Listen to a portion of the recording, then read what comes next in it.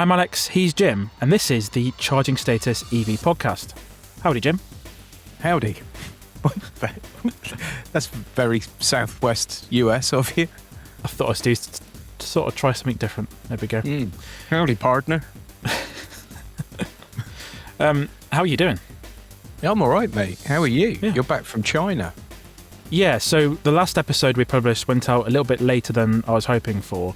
As it turns out, trying to access Western internet in China is a bit of a struggle, and trying to upload a relatively big YouTube video on that side of the world is a little bit tricky. So unfortunately, that episode did go out a little bit later than planned. But yeah, I've been back as of recording. I've been back about a week, and I've just about recovered, I think. It definitely you didn't sleep on the flights, its toll. did you? No. No, I can't sleep on the flights.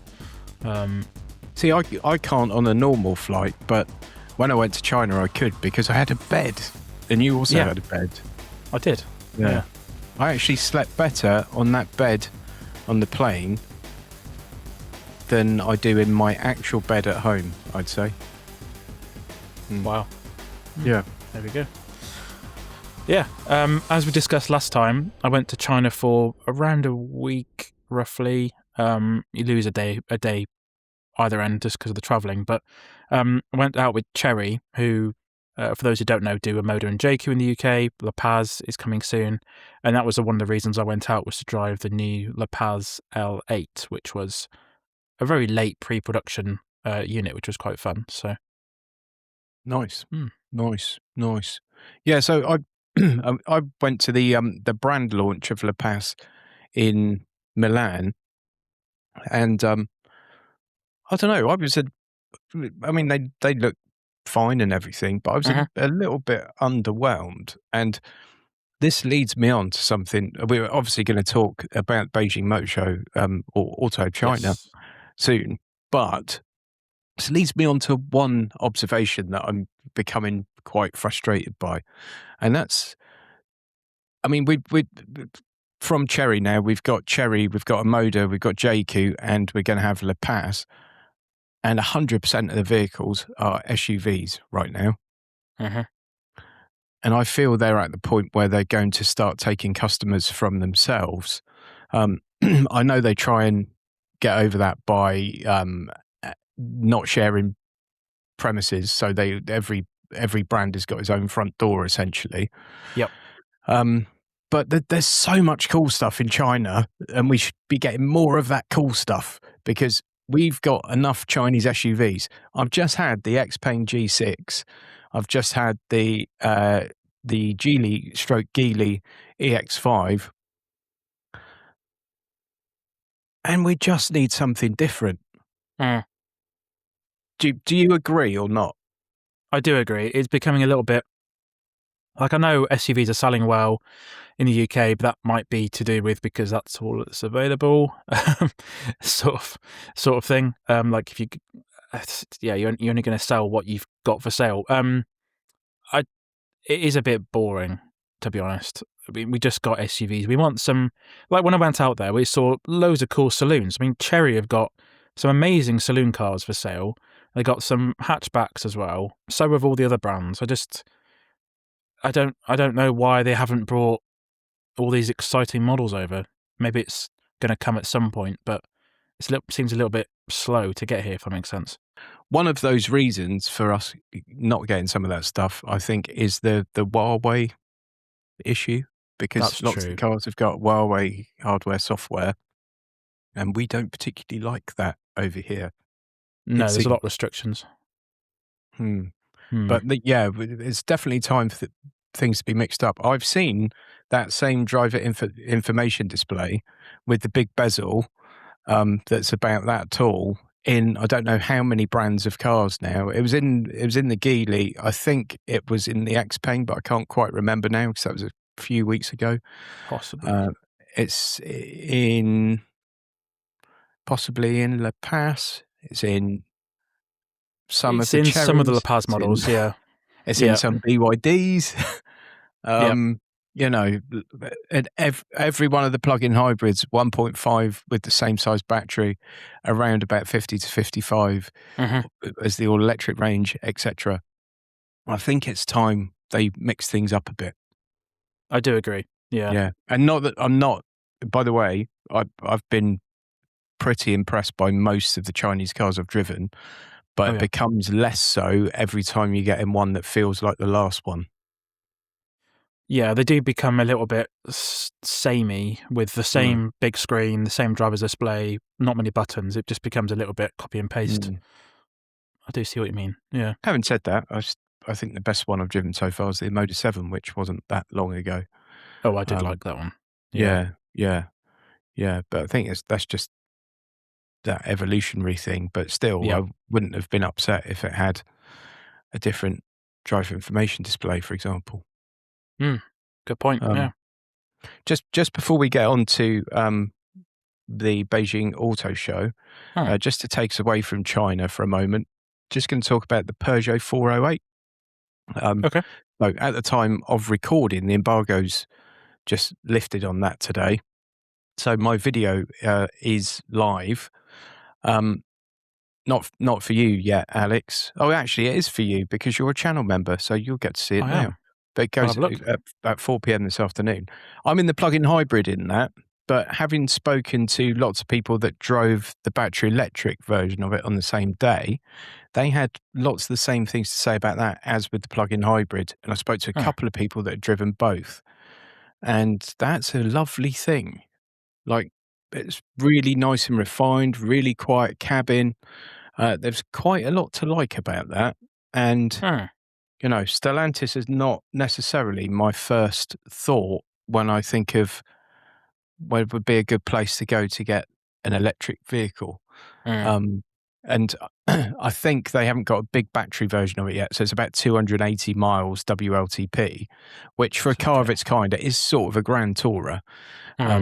You would possibly hope that at some point they come out with a longer range version. But yeah, quite a nice thing. It's a good-looking and car, I drove actually. the Citroen EC3 Urban. So the Citroen EC3 Urban, is that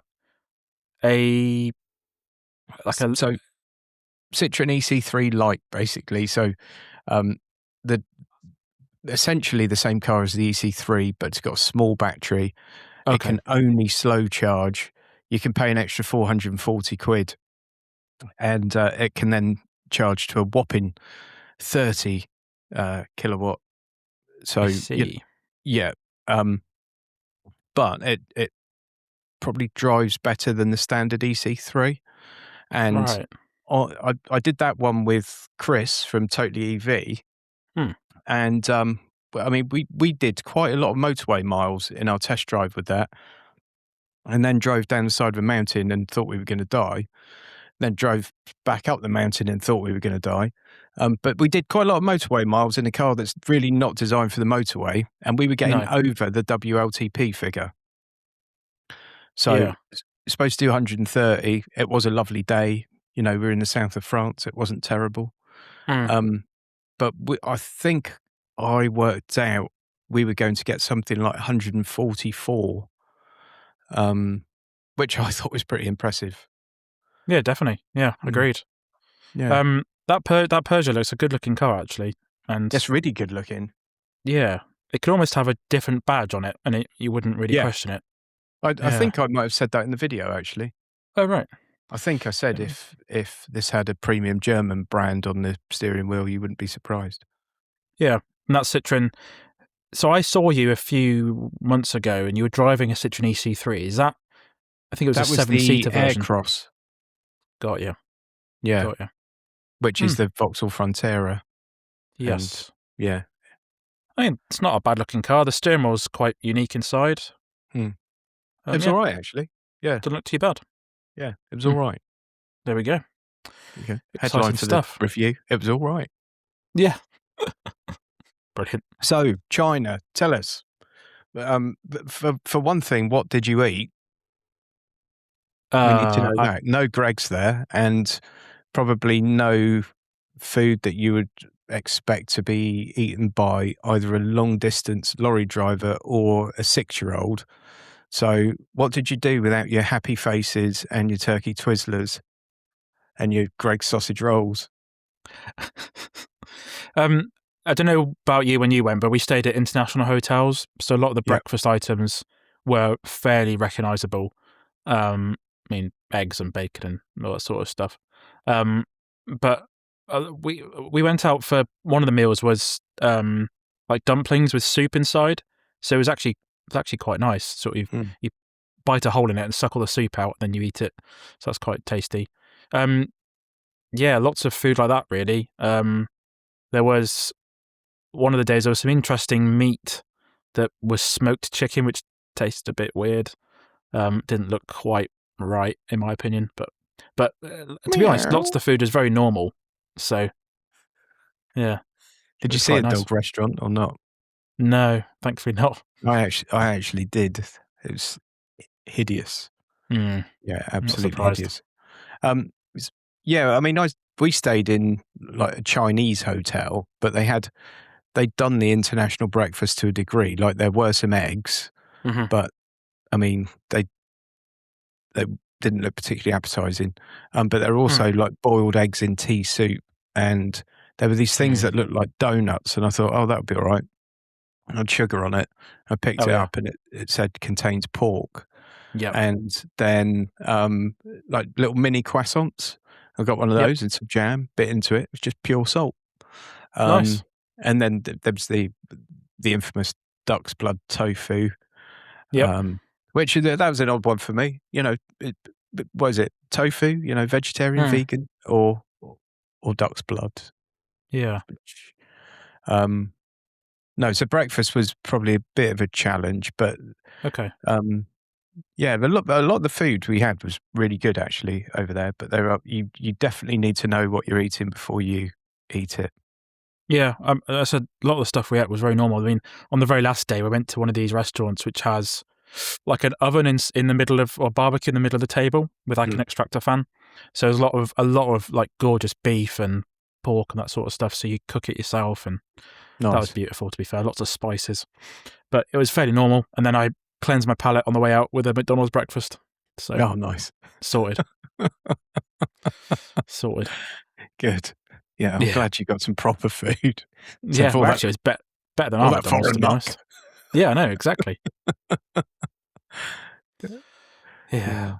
So cars, like what did you see that blew you away? So we left the airport and drove to our main hotel near the motor show, and that was a good hour because the traffic was horrendous. And we're in the back of this Toyota minicab, and just my head was spinning around looking at all the cars that was around us. The amount of things I didn't recognise, like Arc Fox. Yeah. No idea. Just loads and loads of different things. One of the things that confused me, I don't know if you noticed this, BYD have got two logos in China. They've got their main BYD logo, and then they've got this weird, I guess it's just a Chinese symbol, but they're fitted to what seems like more of their premium cars. I just couldn't quite work it out. Oh, okay. So, yeah. They're not the Denters, are they? No. That's the other thing, isn't it? Some of the cars we get here has one thing or something else there, like a different brand or a different model, or Yep. Because I think a Moda over there is cherry. You get a cherry Moda, don't you? I think. Yeah, I think they've called it the Cherry 5 now. I think they've renamed it. So, yeah, when a Moda and Jaecoo first got started in this country, they just basically pulled in a few of their existing models and to see how well they do. And now all the models they're doing themselves are now going to be bespoke to those two brands. Because those brands are only for export markets, aren't they? Only for export. And we did some interviews with the head of Moda Jaecoo, and he was saying that actually the Moda and Jaecoo is selling more cars than Cherry is in China. So they're doing quite well. Yeah. That's incredible, isn't it? Yeah. But yeah, just loads of like crazy cars. There's Xiaomi's that we don't get here, and just but very few Western cars. That's one of the things that is quite telling. And if you saw a Western car, it was an odd experience, like an ID3. I saw one ID3 the entire time. Yeah, it's crazy how fast things have switched up over there. Yeah, we saw more Western cars when we got sort of the outskirts of Shanghai. Okay. When I went, and they were tended to be like Porsche, BMW, Audi, that Mercedes, that kind of stuff. So very premium stuff. I think we saw a Golf somewhere, Oh, okay. but like in Woohoo, it was mostly, I would say, Cherry branded vehicles, and Yep. then about I'd s- m- let's say it was 50% Cherry branded vehicles, and the rest were like BYD Denza, BYD not Denza. What am I thinking of? Oh, I Yangwang can't. or No, no? no, I'm not even. Fangcheng Bao? No, not even another BYD Oh, brand. I don't know. Talk amongst yourselves, folks. yeah. Jim's trying to recall his memories. Yeah, I'm not. Yeah, I'm not very good at memory, am I, Steve? Steve. But yeah, But lots of Chinese brands, but I would say like a good 50% were Cherry brands. oh yeah. Yeah, agreed. Um, Same sort of thing I saw. So one of the things I did out there, we landed on the Thursday at like local time 4:30ish, and then literally the next day at 7, 8 a.m. we went off to the motor show. And the size of that show is mental. Like, I was speaking to another journalist who was there, and he was saying he went in October time, or same sort of time as you went, I think. yeah. And the motor show, the buildings that I saw hadn't even been built yet. Jeez. So they basically not doubled it in size, but probably added 2/3 Yeah. to the existing floor plan. So you've got this old sort of school style building, which feels like Yeah. it's quite dated. And you cross over the road and you're in this massive sort of university campus style building. I put some pictures on Twitter as well. Just like bronze curved buildings and Oh, I air saw that. conditioned Yeah. everything. So So that was all it brand new just for the show, was it? was all brand new. Yep. Yeah. Yeah. Just full, like, I hadn't even realised that was there at one point. So I was filming my video and walking around and thought, there's probably some more buildings here. Looked at the Mm. map. I was like, oh, right. So I better go and have a look at those. Saw in some of the coverage, like some European brands, were they there? Do you think they were Chinese variants of, or are they? Surely they don't export European cars into China because the price would So, be horrendous to the Chinese. yeah, Volkswagen were there, but that's their joint venture product with I think it's XPeng they do a joint venture with. Yeah. So they only had their Chinese models there. I think it was a ID Unix or something. But Mhm. I would imagine that maybe the models they've got on show are made in China. So BMW and Mini were there. I think that's one of the first things I covered in my video. But there was nothing new. It was all there's a couple of legacy products. Like they had a 2002 there, for example, and Mercedes had an entire like museum section in their stand, just sort of highlighting their heritage, Mhm. sort of pulling at their past versus for what's new, if that makes sense. But it That's was probably not a bad idea from a marketing point of view because it makes them yeah. different, doesn't it? And Mini were focusing on their Britishness Yeah. as well. It's like loads of different editions and all that sort of stuff. So Mm. no, it seemed like the legacy brands were pulling at heartstrings a little bit with their heritage versus all these mad Chinese brands that quite a few of which I've never heard of. So So what about the iCar V23? looks pretty cool, to be fair. But I was more impressed with the Jaecoo, really. Oh yeah. Yeah, like the Jaecoo brand, for those who don't know, is also a Chery subsidiary like iCar, and they had these really rugged SUVs that look really cool. But the iCars, I can see why you like the look of them. They look cool, and Mm. they are coming to the UK, I believe. So yeah, Although we can neither confirm nor deny that. yeah, I'm not too sure, But yeah, they are. I believe they are coming to the UK because they announced some right-hand drive variants of the V23 or the V27 at the show. So we shall see what happens with that. But yeah, quite cool. don't forget they've got some other really big right-hand drive markets. I think because I think we might already have it if it weren't for the fact that they have to get through Euro NCAP when it comes here, and because obviously all these different markets, they made quite a lot of noise when I was there about having 54 5-star safety awards. But a 5-star safety award in Malaysia, which is a big market for them, is very, very different to Euro NCAP. And they don't need half the stuff. And like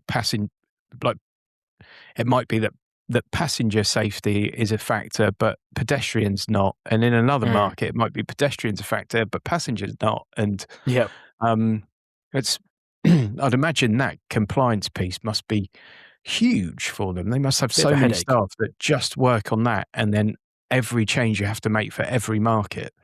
So I wouldn't read too much into the fact they're doing right-hand drive, but it just looks like something that would be a win over here if they get the price right.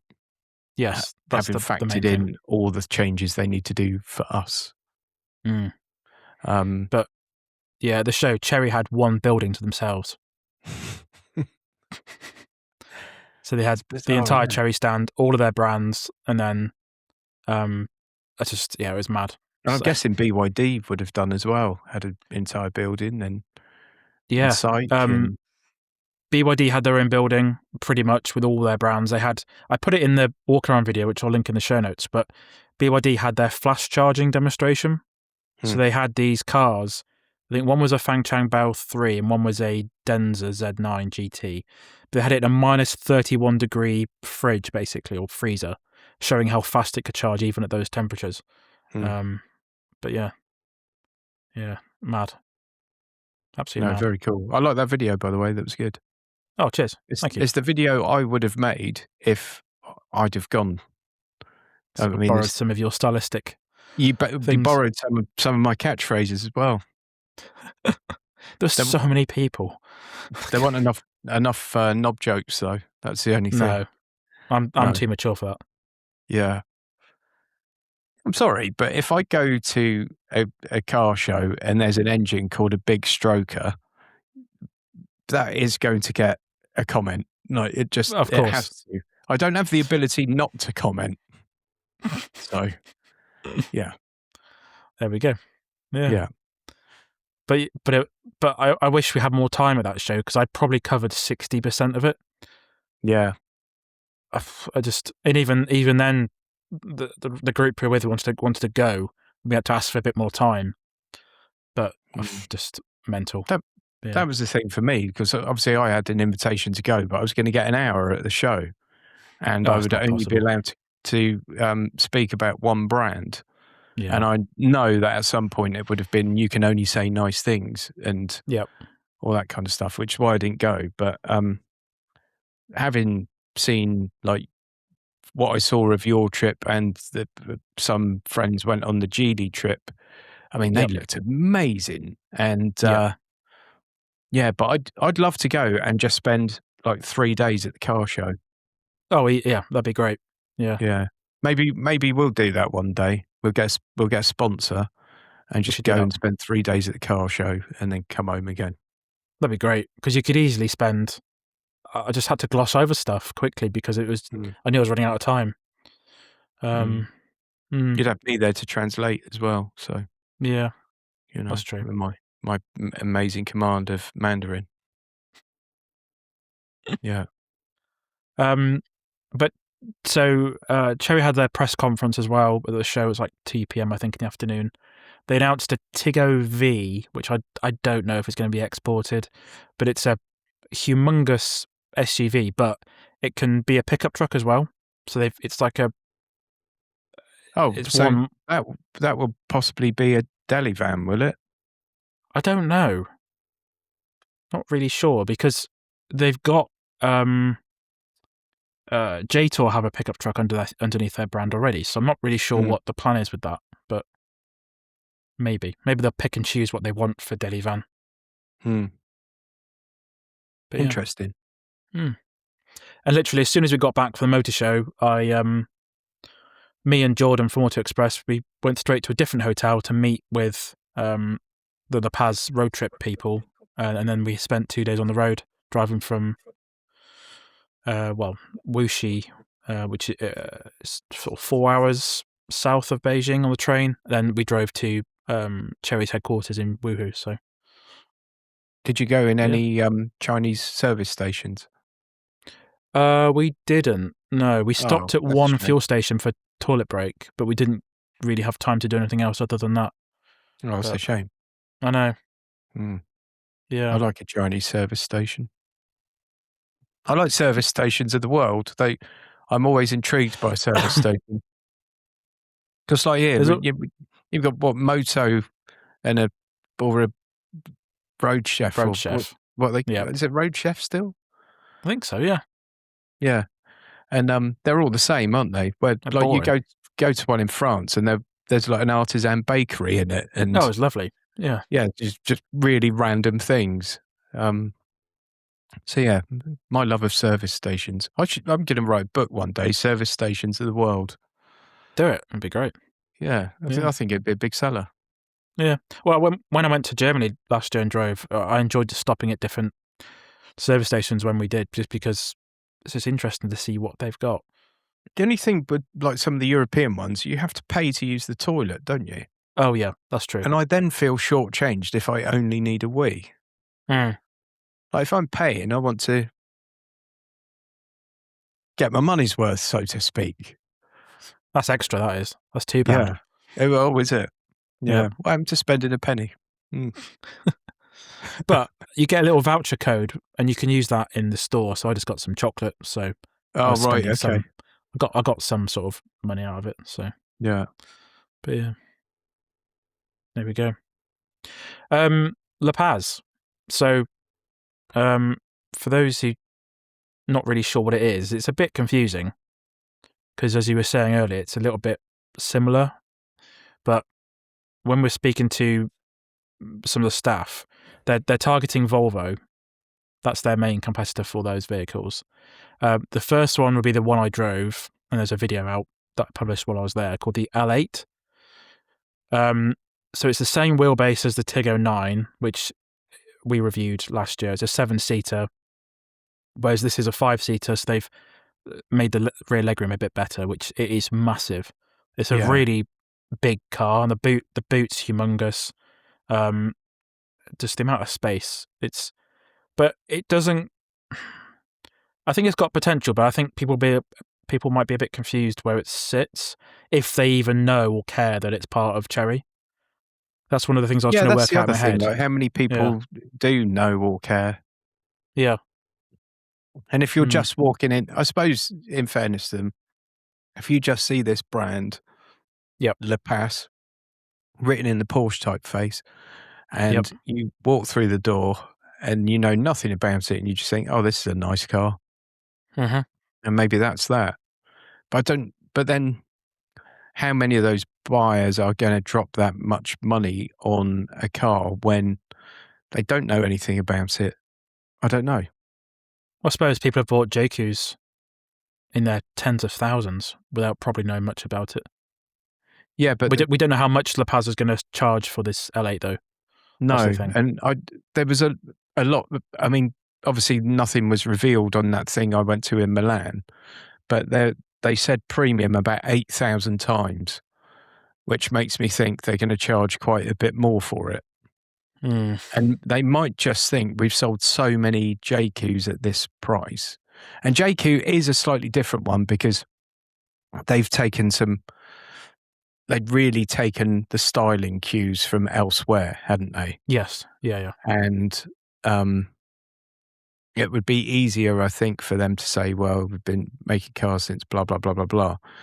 Where with Le Pas, as soon as they go down that road, they've got to mention Chery, and the person might then think, oh, I'll have a look at Chery, and I'll pay $5,000 less for almost the same car, or whatever it may be. So I think it was an easier sell in the beginning. Mm. But yeah, I don't know. I think if they wanted to come out with a premium brand, they absolutely could. But you almost need to do like the BYD Denza thing, which is have something that's entirely different, Mm. not almost the same. Mm. And I don't think, I don't know if it's more of a holiday romance, but I don't think I really enjoyed driving it because it was really nice. But I don't know if that was because I was somewhere different. I know, 'cause, it will be. I mean, it's the Tiggo, Yeah, before I drove the Moda 7, the Tiggo 9 was my favorite Chinese car, and it's essentially yeah, sounds like pretty much a Tiggo 9. yeah, with It's a bit more just a space. really nice car to drive, and it makes loads of sense, and it's big, and Yeah. it's got lots going for it. So I've got no doubt whatsoever that, it won't be a really good car. It's Mm. just, why is it worth 10% more than that one, or 20% more than Mm. the other one is I the think one of the things I've come up with is the fact that I think they're leaning into the design aspect of the Lepas because they're designed in Europe, or designed in Europe, I guess. I think they were. So they look really good. So we saw the L8, L6, L4, and then two of the models I can't really talk about, but all of them look really good. I don't think they Yeah, I mean, look I saw the L8 and awkward. the L6, and I just didn't think they were that much different. Mm. Mm. Yeah, we'll have to I see mean, what like, happens. they changed the lights a bit. Yeah, we'll have to see what happens when we see Mm. them in September. I think the UK brand launch in the UK is this summer, I believe, and then the first model L8 will go on sale in September. I did drive the L6, but I can't really talk about that, unfortunately. Um, but I thought the L8 was solid. Like I think it's a really good car. There's a lot of tweaking that needs to be done for our roads because the Chinese roads are impeccable. Yeah, But they're unbelievable, aren't they? yeah, and yeah, there's a bit of calibration to do in terms of the ride, I believe. But apart from that, I think it's solid, but it's possibly lacking a little bit of differentiation. Yeah, But we shall see. yeah. I see. You've summed it up perfectly there. When Yeah, I went and sat in one and looked around it and everything else, I thought, yeah, it's all really nice. And yeah, it would be way more impressive if the Tiggo 9 didn't exist, yeah, or the mm, Emoda 9. yeah, yeah, that as well. I did see Mm. the facelift of Moda 9 actually in public. Oh, yeah? Well, it's an Exceed over there. There was actually, in a random car park, there was a new one and an old one sat next to each other, and they've done something with the front end design a little bit. Oh, it's an So Exceed there, is it? yeah, Right. yeah, the Moda 9, which I guess makes kind of sense for the Moda brand, I Yeah. guess. But yeah, there's a face of that possibly coming. So Mm. we shall see. Cool. But yeah, and then we also drove the L8 is going to be plug-in hybrid only.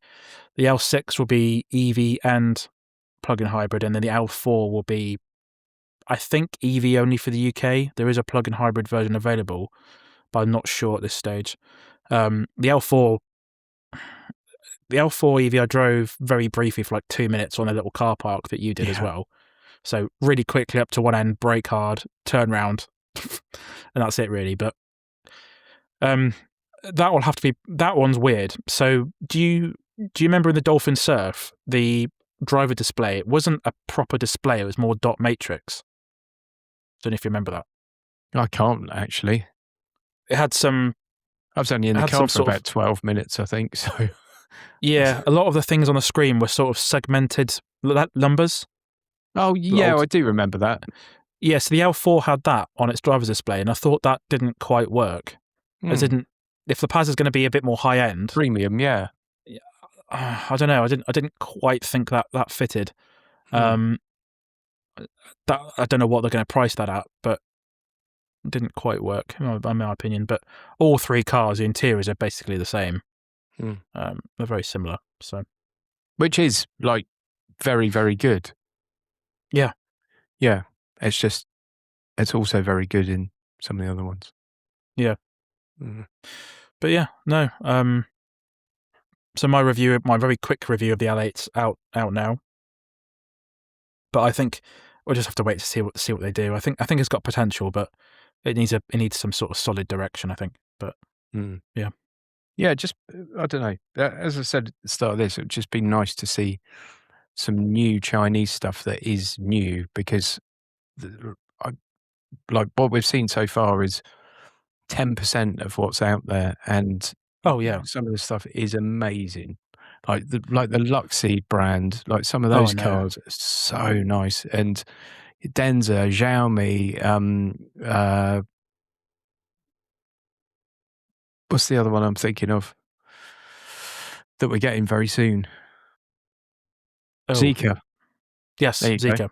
Zeekr. That's the one I was trying to think of earlier as well. Ah, that's part Zeekr. of Geely, that one. Yeah. Yeah, so there's Oh. so much cool stuff to come, and I'm getting impatient. Like Neo before, as well. yeah, the So, Firefly. oh my days. Yeah. Yeah, super Yeah. cool. So Mm. before we get another SUV, China, please send us something else. Yeah. But on the subject of Cherry, actually, there's a guy from Canada who posted on Twitter, and he's published a video. 3 Cherry EVs, well, 3 Cherry cars have actually shown up in Canada recently. The Jaecoo E5, the Moda 9, and then I think an Exceed Saloon. So I think people in Canada are due to get some Chinese cars pretty soon, Oh, which is okay. quite interesting because obviously the tariff situation in America, I think Mexico is getting some Chinese stuff and so is Canada. So very quite interesting. Yeah, I think quite a bit of South America might have. They have BYD Might have at least. yeah, but no, but I think some of the Cherry stuff, because they or Mexico maybe have already got it. Because there was some South Possibly. American representation at that thing I went to. They had they brought customers from all around the world on stage Oh. for a not at all rehearsed or scripted chat about their car and why they like it and stuff. And I'm sure there was a Mexican or maybe like Venezuelan or something couple. Oh, actually, there were. I think there's a couple of Malaysian journalists at the thing the other week. So. Yeah, Malaysia's massive for them. Like, Yep. I think the Emirates or Saudi. Oh yeah, there was a guy from Dubai actually. South Africa, Australia, I think. Yep. Then, yeah, just so. Yeah. I mean, it's 120 markets, isn't it? Yeah. It's mad. Which is insane when you give that a bit of thought. But I thought it was quite interesting. Oh, actually, as well, it's turning to the Cherry podcast. Actually, there is the QQ3, which is supposedly coming to the UK quite soon. So it's a little Golf Polo size car, which actually looks quite cool. I quite like that. I'll put a pic. Well, I'll get James to put a picture on screen. That'd be good. But that looks quite good. I quite like it. So nice. Yeah. What else have I driven? I've done the Mercedes GLB. The video's out on that one, the electric GLB. I've watched and that was lovely. I really like that a lot. And the CLA shooting brake, the video's not out yet, but very similar interior to the GLB. There are a few things I preferred on the GLB, but I preferred the drive of the CLA simply because it's, a bit lower down, a bit more engaging. But obviously one's aimed at people that want a more engaging drive, one's aimed at people that want a family vehicle. Oh yeah. But they were really good. And the last Mercedes electric car I drove, which I can't remember what it was, that might have been an original GLB. I can't remember. It was at an SMMT day. Oh yeah. I was kind of like, nah, it's all right. Mm. But I sort of expected more. I thought it was pretty brilliant, actually. Loved it. Really nice interior as well.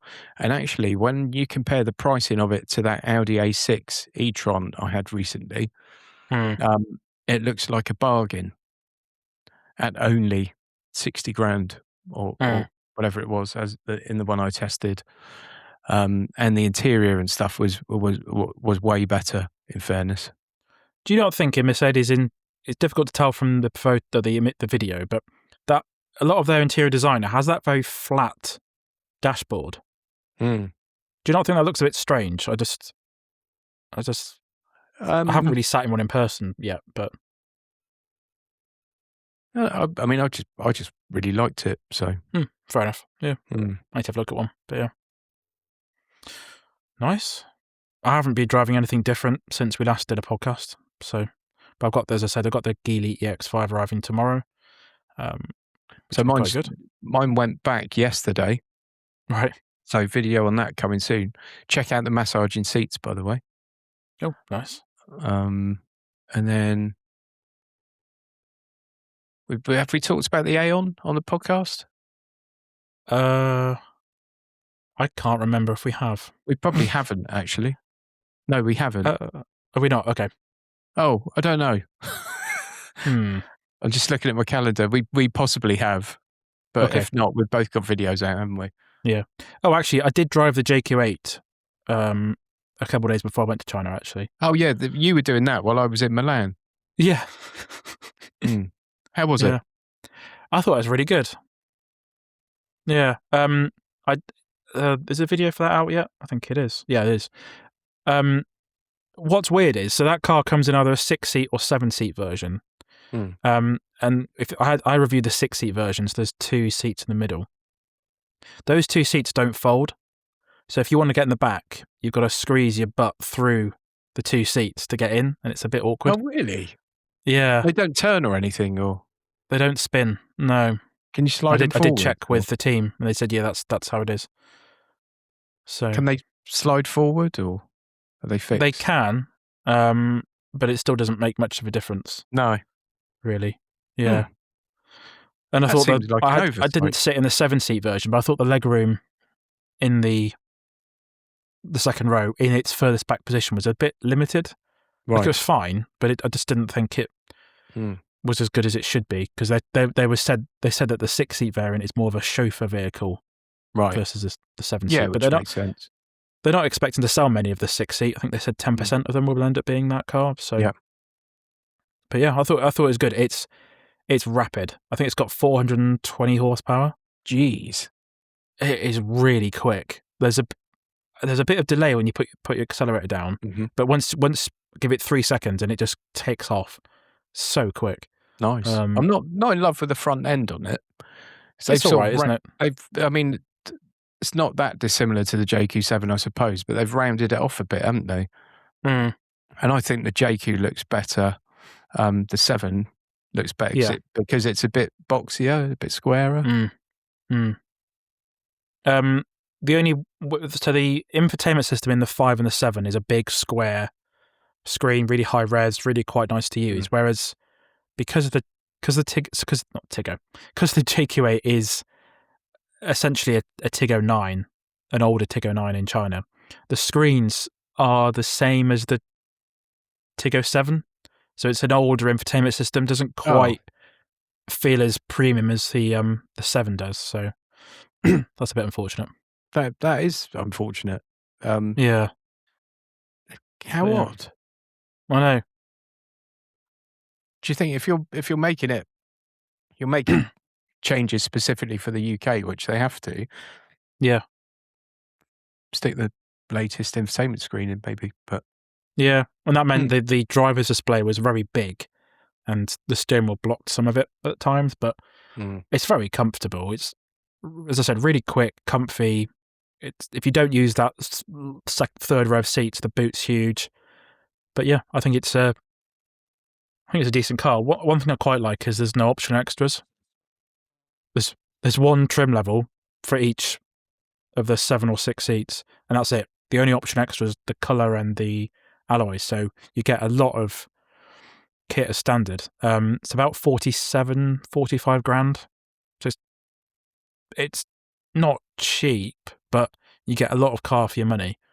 But we shall see if people actually want it. Yeah. Does that make sense? Yeah, absolutely.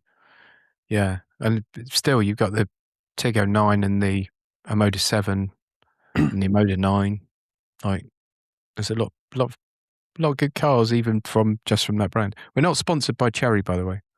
No, I must say that we're just talking about them a lot because of recent exposure. Very true. Very true. Mm. Yeah. What else have you got coming up? We've got SMMT in a few weeks, which would be that annual drive day we do, which would be quite good fun. Looking forward to that. I've had the Suzuki e-Vitara delivered today, so I'll be doing a review of that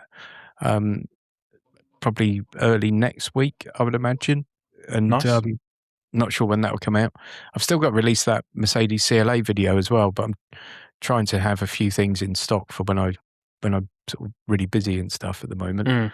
And then the day before SMMT, actually, I've got the Mercedes GLC launch, the UK launch. Oh, cool.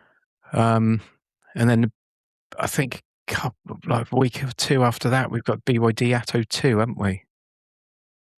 I've got as I said, the Geely X5, and I've got the Smart #5, which is a very similar size car to that GLB you drove, I believe. I really like the look of that. I think that looks really cool. What, the Smart? Yeah. Yeah, that's they don't reply to my emails, unfortunately, or I might have reviewed one by now. Yeah. They did actually have the Smart #2 concept at Beijing as well, which isn't it's nowhere near a final production, so it's not very clear what they're going to do with it, but it's true to its original roots in terms of size. So I think that's it for this episode, Jim. Yeah, some exciting stuff been happening in the past few weeks, really, with just the Beijing Auto Show and all the different car launches. One of the things I have realised this year so far is that I think a lot of the old school brands have sped up what they do. It seems like, especially this year, that a lot of models have been updated quite quickly. A lot of new models have been released. I mean, Volkswagen have been so busy with a few different bits and pieces. We haven't even talked about the ID Polo, which we'll probably end up doing next time. But, and the ID3 Neo and the Raval, Cooper Raval, and I mean that thing that lots of people got invited to by VW that we didn't in Europe somewhere was they did 6 reveals that day. Wow. It's all embargoed stuff. So you've seen like ID3 and ID Polo now, I think. That's it. But there are 4 more to come from that same event. Wow. Yeah. Madness. Yeah. So they're getting very busy, which is good. It's good. They need to get their act together a little bit in terms of EVs, and they look like they've got the right idea. So all good. That's going to do it for this episode. Where can people find you on the internet, Jim? On my website, notaguru.co.uk, or on YouTube at Definitely Not a Guru. What about you, Alex? Yeah, Graham's doing a very good job on your site, isn't he, with news? So thank you, Graham. Amazing. For that. Yeah, never ceases to amaze me. But he seems to be loving it as well. So that's the main thing. No, writing's great. It's very enjoyable. It's a nice, relaxing thing to do sometimes. My website is theinterface.uk. Some occasional news on there when I do get the time, and then obviously all my car reviews on the Interface cars as well on YouTube. So if you could check out our various bits and pieces on there in the meantime, that'd be greatly appreciated. Thank you. Thank you so much for watching or listening to this episode, and we'll see you again next time. Thanks.